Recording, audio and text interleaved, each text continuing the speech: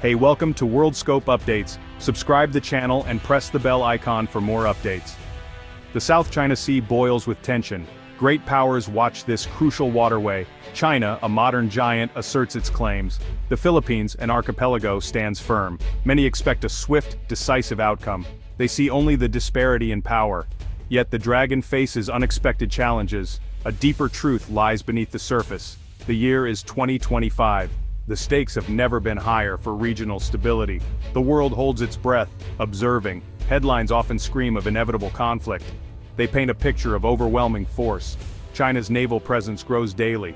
Filipino fishing boats face constant pressure, but this simplistic view ignores critical factors. China's military modernization is undeniable. Over the past few decades, China has invested heavily in its military infrastructure, transforming its armed forces into a formidable power. Its navy has expanded at a breathtaking pace, with new ships being launched at an unprecedented rate. This rapid growth has allowed China to project its power far beyond its shores. Advanced warships and aircraft carriers now patrol distant waters, showcasing China's growing maritime capabilities. These vessels are equipped with state-of-the-art technology, making them a significant force in any naval conflict. Its missile capabilities are formidable, with a range of ballistic and cruise missiles that can strike targets with precision. These systems provide China with a powerful deterrent against potential adversaries. The sheer numbers are enough to intimidate. With hundreds of ships and submarines, the Chinese Navy is one of the largest in the world, capable of overwhelming smaller navies with its sheer size. On paper, the People's Liberation Army Navy dwarfs the Philippine fleet. The disparity in size and capability is stark, leading many to believe that China holds an insurmountable advantage. This quantitative advantage forms the basis of common perception. Analysts often point to the numbers as evidence of China's dominance in the region. However, military might is not just about numbers. Strategy, terrain, and logistics play crucial roles in determining the outcome of conflicts. Invading and occupying an archipelago is vastly different from mainland warfare. The unique challenges posed by island chains require specialized tactics and equipment. The Philippines comprises over 7,600 islands, each with its own terrain and defensive challenges. This makes any invasion attempt a complex and daunting task. Each island can become a point of resistance. The dispersed nature of the archipelago means that occupying forces would have to secure each island individually, facing potential resistance at every turn. Sustaining an occupation across such a dispersed territory is a monumental task. The logistical challenges of supplying and reinforcing troops across thousands of islands cannot be underestimated. China's experience in large-scale amphibious operations is limited. While they have conducted exercises, real-world operations present unpredictable challenges. This presents a significant operational hurdle. The complexities of amphibious warfare, combined with the vast and dispersed nature of the Philippine archipelago, mean that any military campaign would be fraught with difficulties. History offers profound lessons about the Filipino spirit. For centuries, Filipinos have resisted foreign domination. Spain ruled for over 300 years, yet revolts and uprisings were recurrent. Figures like Lapu-Lapu became symbols of defiance. He defeated Magellan in 1521. This early resistance set a precedent. It demonstrated a willingness to fight for freedom. This spirit was not extinguished by centuries of colonial rule. It merely adapted and endured. The Philippine-American War further showcased this tenacity. Filipino revolutionaries fought against a new colonial power. They employed guerrilla tactics effectively. The terrain favored their knowledge. The conflict was brutal and protracted. The geography of the Philippines is a formidable defense in itself. An archipelago of thousands of islands presents unique challenges. These islands stretch over a vast expanse of ocean. There is no single central landmass to conquer easily. An invader would need to secure countless islands. Each island could harbor defenders. Each strait could become a choke point. This geographical fragmentation inherently favors the defender. Logistics for an invading force would be a nightmare. Supplying troops across numerous islands is complex. Inter-island transport would be vulnerable to attack. The Philippine Navy and Air Force, even if smaller, could inflict significant damage. They can use their knowledge of local waters and terrain. The Philippines does not stand alone in the West Philippine Sea. In these contested waters, the nation finds strength in its alliances, which serve as a bulwark against potential threats and aggressions. Its most significant alliance is the Mutual Defense Treaty with the United States. This partnership is not just a piece of paper, It is a living, breathing commitment that has been tested and proven over decades. This treaty, signed in 1951, remains a cornerstone of regional security. It was born out of a shared history and mutual interests, reflecting the deep ties between the two nations. It stipulates that both nations would act to meet common dangers. This means that any threat to one is a threat to both, creating a formidable alliance that adversaries must consider carefully. An armed attack on Philippine territory, armed forces, public vessels, or aircraft could invoke the treaty. This provision ensures that the Philippines has a powerful ally ready to respond in times of crisis. This commitment from a global superpower is a powerful deterrent.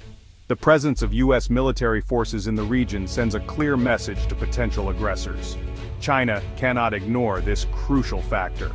The strategic calculations of any nation considering aggressive actions in the region must account for the potential involvement of the United States. The United States has repeatedly affirmed its commitment. High-level statements and diplomatic engagements continually reinforce the strength of this alliance. High-level officials have clarified the treaty's scope. This includes ensuring that all parties understand the extent of the mutual defense obligations. It includes attacks in the South China Sea. This clarification is crucial given the ongoing maritime disputes in the region. This reassurance strengthens the Philippines' position. Knowing that they have the backing of a powerful ally boosts the morale and confidence of the Filipino military. It raises the stakes for any potential aggressor. The risks of engaging in conflict with the Philippines are significantly heightened by the potential for U.S. involvement. A conflict with the Philippines could escalate. The presence of international alliances means that any local skirmish has the potential to draw in global powers, making the cost of aggression exceedingly high. International law provides another crucial defense for the Philippines. The 2016 ruling by the Permanent Court of Arbitration is paramount. This tribunal, constituted under the UN Convention on the Law of the Sea, delivered a landmark decision. It overwhelmingly favored the Philippines. It invalidated China's expansive 9-line claim. The ruling affirmed the Philippines' sovereign rights within its exclusive economic zone. China has refused to recognize the ruling. It continues to assert its historical claims. However, the ruling has significant international weight. Most maritime nations support UNCLOS as the legal framework for oceans. The 2016 decision clarifies maritime entitlements.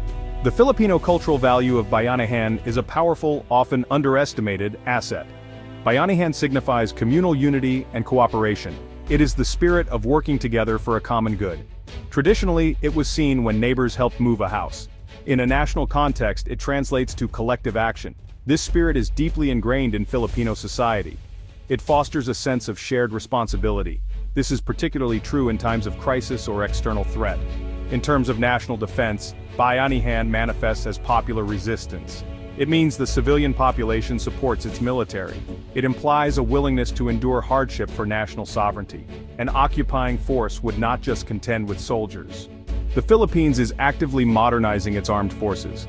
This effort is a response to the evolving security landscape. While it cannot match China's military spending, its focus is strategic. The goal is to develop a credible deterrent capability. This involves acquiring modern assets tailored to its archipelagic defense needs. The Armed Forces of the Philippines Modernization Program is a multi-year endeavor. It aims to enhance capabilities across all branches. Key acquisitions include new frigates and corvettes for the Navy. These vessels improve maritime patrol and defense capabilities.